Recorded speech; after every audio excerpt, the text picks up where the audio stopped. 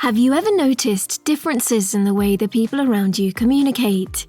Maybe you feel certain people don't welcome a face-to-face chat.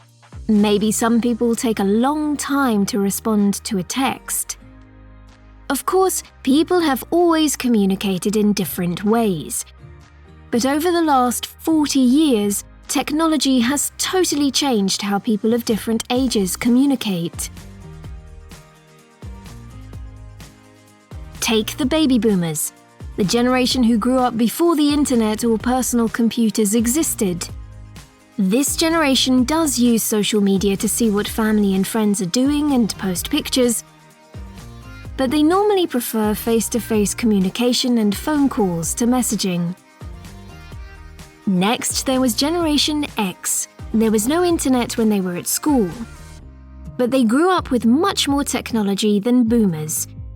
PCs, email, and mobile phones all arrived while they were young adults. Generation Xers like to keep their work and social communication separate. After that came Generation Y, often called Millennials. Millennials grew up with live information 24/7. By the time they were young adults, they were using instant messaging, social media, and smartphones.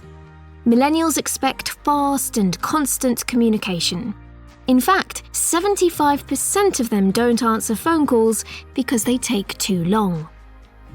Generation Z is the latest generation of young people. They have never known a time without the internet and smartphones. They spend more time on social media than any other generation and have no problem using it at work. Like millennials, Generation Zs prefer instant messaging to voice calls. So, what kinds of problems are these differences between generations causing? At work, boomers often think that millennials use texts to communicate too much, but millennials think Xers and boomers waste too much time on face-to-face meetings. Outside work, the differences are just as obvious. Families are reporting that grandparents and grandchildren are not as close as they once were. Kids prefer messaging and social media, while older generations want to talk. And many parents say their children often don't say hello because they are busy on their phones. It's easy to feel angry or upset with the way someone is communicating.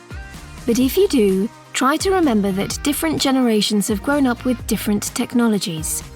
The differences between these generations aren't going to go away, but we can try to understand them and each other.